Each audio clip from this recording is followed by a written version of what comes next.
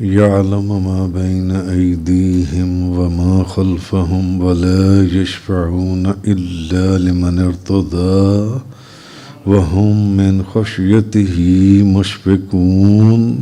وہ جانتا ہے جو ان کے آگے ہے اور جو ان کے پیچھے ہے، اور وہ صرف اسی کی شفاعت کرتے ہیں جسے اللہ پسند فرمائے، اور وہ اس کے خوف سے ڈر رہے ہیں۔ یعلم ما بین ایدیہم،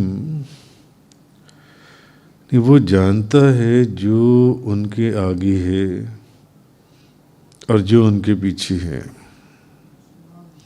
اس آیت کی تفسیر میں ایک قول تو یہ ہے کہ جو کچھ فرشتوں نے کیا اور جو کچھ وہ آئندہ کریں گے سب کچھ اللہ کو معلوم ہے۔ جو کچھ فرشتوں نے کیا، اربوں کھربوں پتہ نہیں کتنے فرشتے ہیں، جو کچھ انہوں نے کیا اور جو کچھ وہ آئندہ کریں گے یا کرنے والے ہیں، سب کچھ اللہ کے علم میں ہے۔ اور دوسرا قول یہ ہے کہ اللہ تعالیٰ جانتا ہے کہ فرشتوں کی تخلیق سے پہلے کیا تھا اور ان کی تخلیق کے بعد کیا ہوگا۔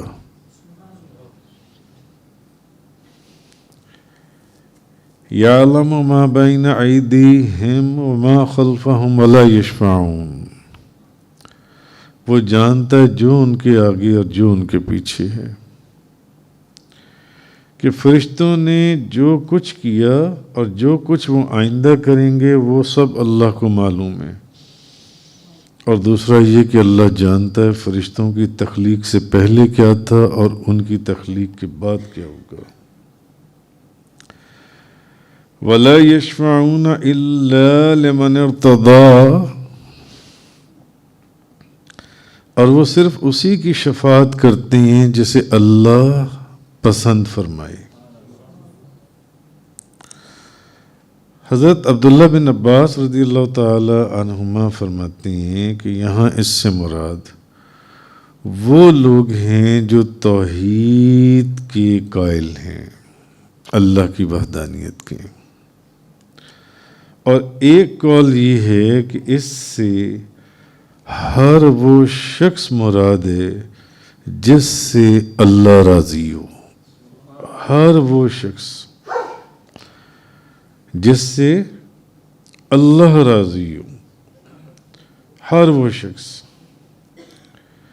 تو ایک تو وہ کہ جو توحید کے قائل ہیں، اور ایک وہ جن سے اللہ راضی ہو گیا، جن سے اللہ راضی ہو۔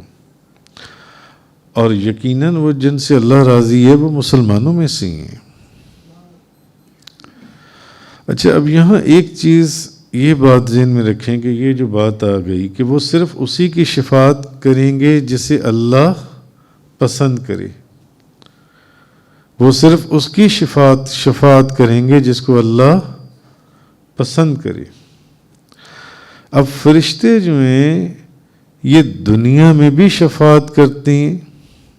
فرشتے، یہ بات ذہن میں رکھیں کہ فرشتے دنیا میں بھی شفاعت کرتے ہیں، کیونکہ وہ زمین پر جو رہنے والے ایمان والے ہیں، ایمان والے لوگ، ان کے لیے اللہ سے بخشش مانگتے ہیں۔ فرشتے، ایمان والے لوگوں کے لیے فرشتے اللہ سے بخشش مانگتے ہیں۔ جیسے کہ قرآن کریم کے اندر ہے الذین یحملون العرش ومن حولہ یسبحون بحمد ربہم ویؤمنون بہ ویستغفرون للذین آمنوا ربنا وسعت كل شيء رحمة وعلما فاغفر للذين تابوا واتبعوا سبيلك وقہم عذاب الجحیم۔ عرش اٹھانے والے اور اس کے ارد گرد موجود فرشتے اپنے رب کی تعریف کے ساتھ اس کی پاکی بیان کرتے ہیں۔ جن فرشتوں نے عرش اٹھایا ہوا ہے اور اس کے ارد گرد جو موجود فرشتے ہیں وہ اپنے رب کی تعریف کے ساتھ اس کی پاکی بیان کرتے ہیں اور اس پر ایمان رکھتے ہیں اور مسلمانوں کی بخشش مانگتے ہیں۔ معلوم ہوا کہ فرشتے جو ہیں دنیا میں بھی شفاعت کرتے ہیں، مسلمانوں کی بخشش کی دعا مانگتے ہیں کہ اے ہمارے رب، تیری رحمت اور علم ہر شے سے وسیع ہے، تیری رحمت اور علم جو ہے یہ ہر شے سے زیادہ ہے، ہر چیز سے زیادہ ہے۔ یا اللہ تو انہیں بخش دے، انہیں بخش دے۔ تو وہ مسلمانوں کی بخشش مانگتے ہیں، یا اللہ انہیں بخش دے جو توبہ کریں اور تیرے راستے کی پیروی کریں، ان کو بخش دے جو تیری بارگاہ میں توبہ کریں اور تیرے راستے پر چلنے کی کوشش کریں، تیرے راستے پر چلنے کی پیروی کریں اور انہیں دوزخ کے عذاب سے بچا لے۔ تو معلوم ہوا کہ فرشتے دنیا میں بھی شفاعت کرتے ہیں مسلمانوں کے لیے، ایمان والوں کے لیے، کہ یا اللہ ان کو بخش دے، مولا کریم ان کو بخش دے جو توبہ کریں اور جو تیرے راستے کی پیروی کریں، یا اللہ انہیں دوزخ کے عذاب سے بچا لے۔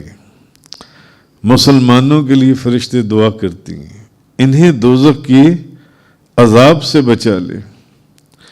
اچھا، پھر قرآن کریم میں ایک جگہ اور آیا وَالْمَلَائِكَةُ يُسَبِّحُونَ بِحَمْدِ رَبِّهِمْ وَيَسْتَغْفِرُونَ لِمَنْ فِي الْأَرْضِ، اور فرشتے اپنے رب کی حمد کے ساتھ اس کی تسبیح بیان کرتے ہیں اور زمین والوں کے لیے معافی مانگتے ہیں، زمین والوں کے لیے معافی مانگتے ہیں۔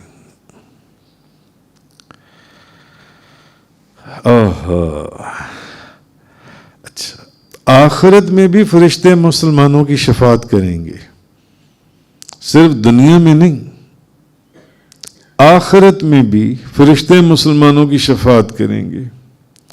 مسلم شریف کی حدیث ہے کہ قیامت کے دن اللہ تعالیٰ ارشاد فرمائے گا کہ فرشتوں نے، نبیوں نے اور ایمان والوں نے شفاعت کر لی۔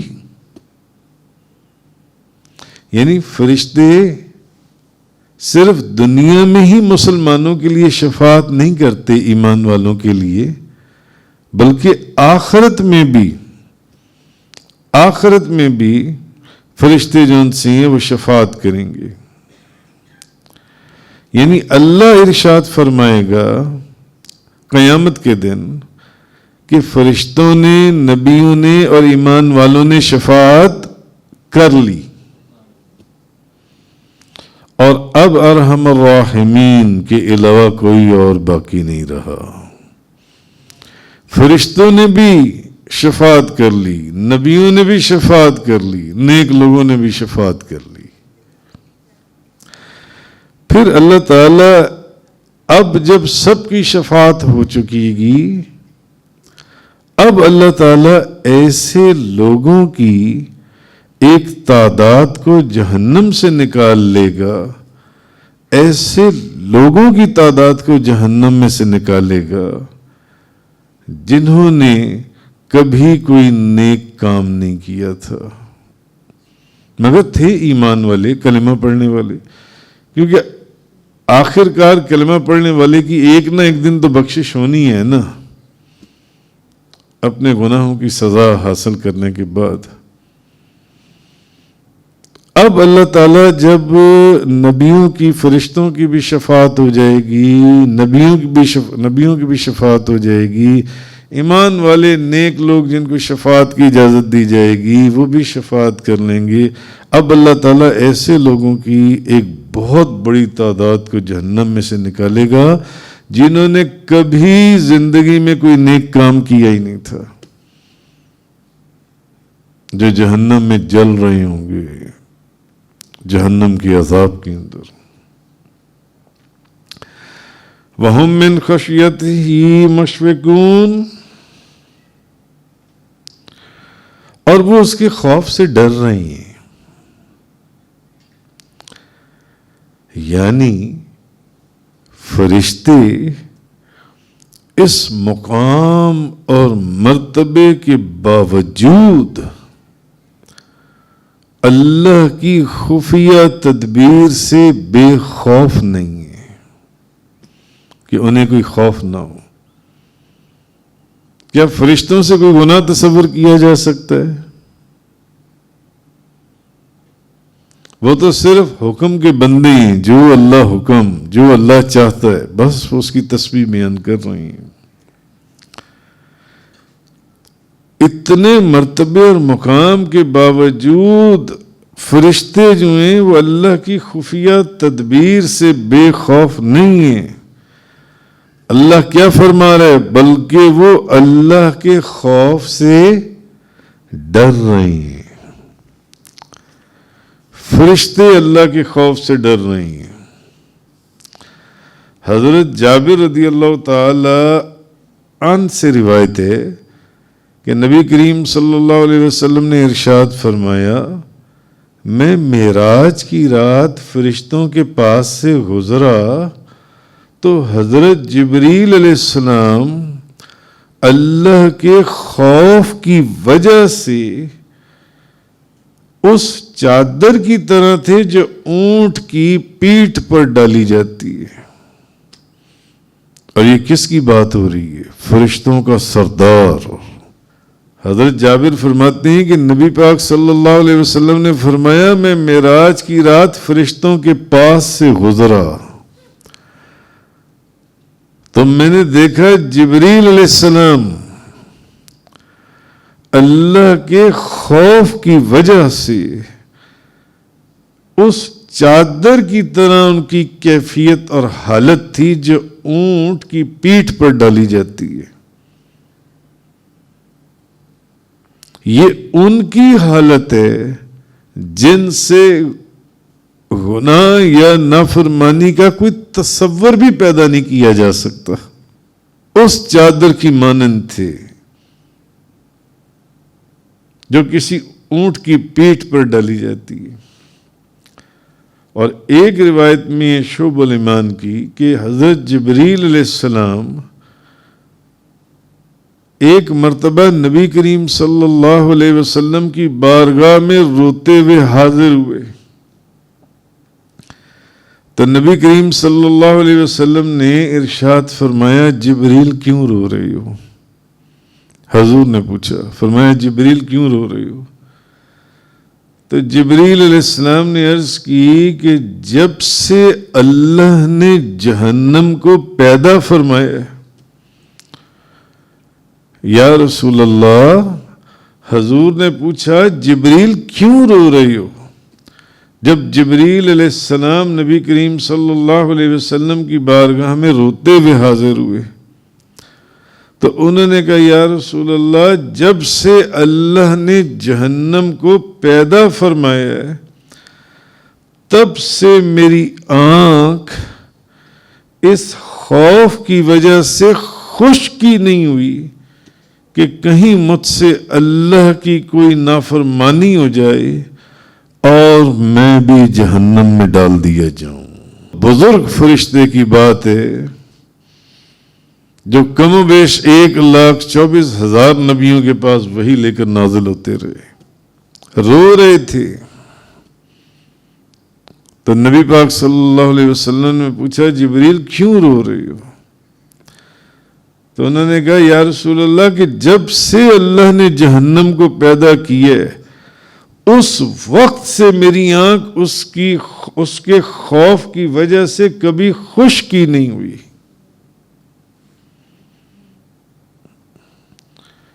ہر وقت میری آنکھ سے آنسو بہتے رہتے ہیں یا رسول اللہ،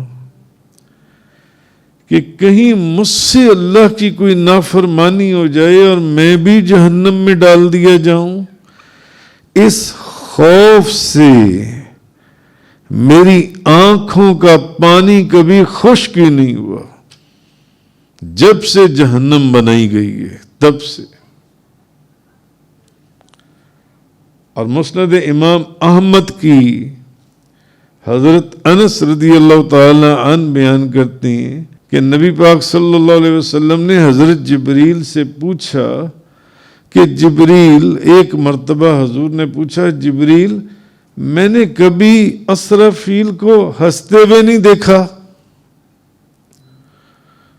میں نے کبھی حضرت اسرافیل کو ہنستے ہوئے نہیں دیکھا، اس کی کیا وجہ ہے؟ تو جبریل علیہ السلام فرمانے لگے کہ جب سے جہنم کو پیدا کیا گیا ہے اس وقت سے لے کر اب تک اسرافیل کے منہ پر یا وہ کبھی ہنسے نہیں ہیں۔ یہ ان رسول فرشتوں کی باتیں ہیں جو اللہ کے وہ برگزیدہ بندے ہیں جن کی بزرگی قرآن میں جگہ جگہ بیان کی گئی ہے، اور ایک انسان ہے جس کو اللہ نے اتنی فضیلت عطا فرمائی مگر وہ اس کے باوجود گناہ بھی کرتا ہے اور دندناتا بھی پھرتا ہے۔ جس کو اللہ کی جتنی معرفت حاصل ہوگی اس کے وجود میں اتنی ہی عاجزی اور انکساری اور اللہ کا خوف ہوگا۔ جس کو معرفت نہیں حاصل ہوگی، اللہ کی پہچان ہے ہی نہیں، اس کے دل میں کس چیز کا خوف ہے؟ کسی چیز کا خوف نہیں ہے۔ اس کے دل میں کس چیز کا ڈر ہے؟ اس کو پہچان ہی نہیں ہے اللہ کی۔ اور ایک مرتبہ نبی کریم صلی اللہ علیہ وسلم نے فرمایا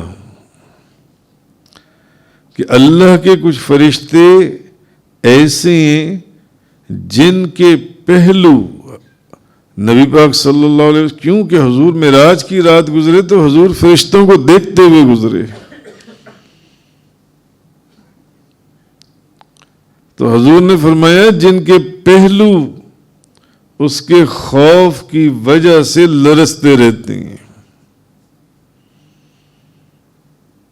حضور نے فرمایا ایسے بھی اللہ کے فرشتے ہیں جن کے پہلو اللہ کے خوف سے لرزتے رہتے ہیں، اور یہ وہ فرشتے ہیں جن کی آنکھوں سے گرنے والے ہر آنسو سے، ہر قطرے سے ایک فرشتہ پیدا ہوتا ہے جو کھڑے ہو کر اپنے رب کی پاکی بیان کرتا ہے۔ معلوم ہوا کہ اللہ کے خوف سے آنکھ سے نکلنے والے آنسو کا یہ مرتبہ اور یہ مقام ہے۔ ان آنسوؤں سے فرشتے پیدا ہوتے ہیں جو اللہ کی تسبیح بیان کرتے ہیں۔ مگر گناہوں سے معصوم ہونے کے باوجود یہ فرشتے اللہ کی خفیہ تدبیر سے ڈرتے ہیں، خفیہ تدبیر سے ڈرتے ہیں۔ اتنا مرتبہ اور اتنا مقام ہونے کے باوجود پھر بھی ان کے ڈر اور خوف کا یہ عالم ہے جو میں نے احادیث ساری آپ کو سنائی۔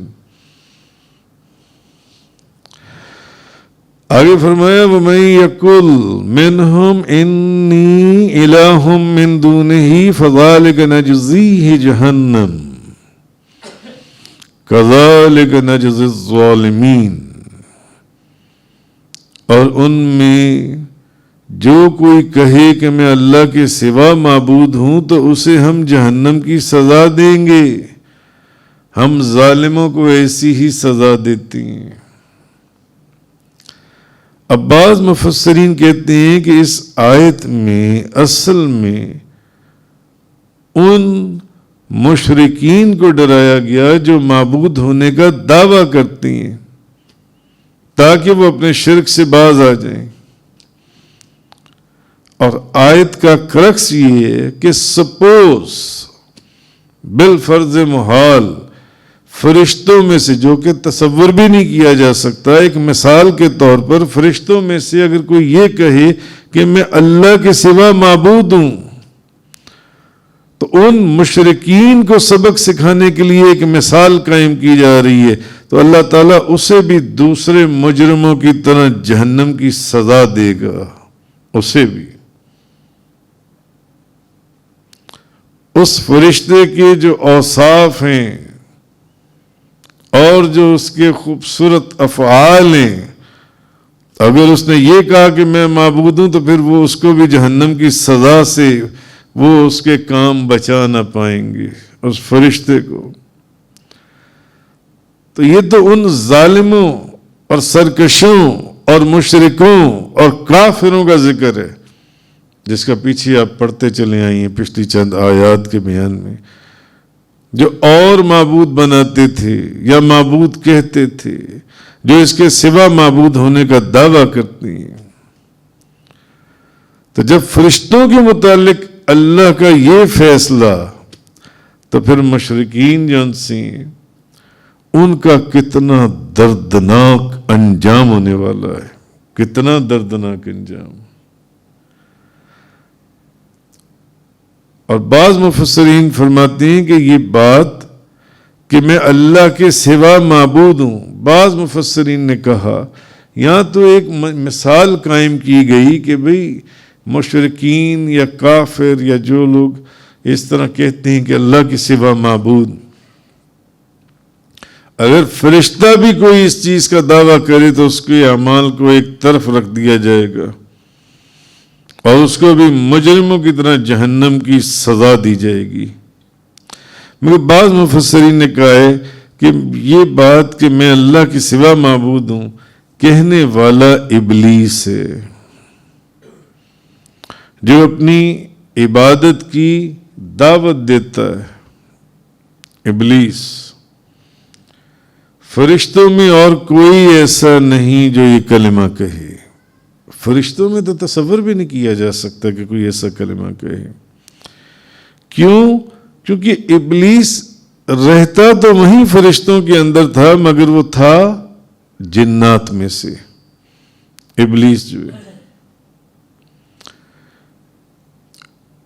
اب چونکہ وہ فرشتوں کے ساتھ رہتا تھا، اس لیے حکمی طور پر میٹافوریکلی انہی میں سے شمار ہوتا تھا ابلیس جو ہے۔ وآخر الدعوانا الحمدللہ رب العالمین۔ تفسیر قرآن کا یہ لیکچر انگلش میں سننے کے لیے براہ کرم ڈسکرپشن میں موجود لنک پر کلک کریں۔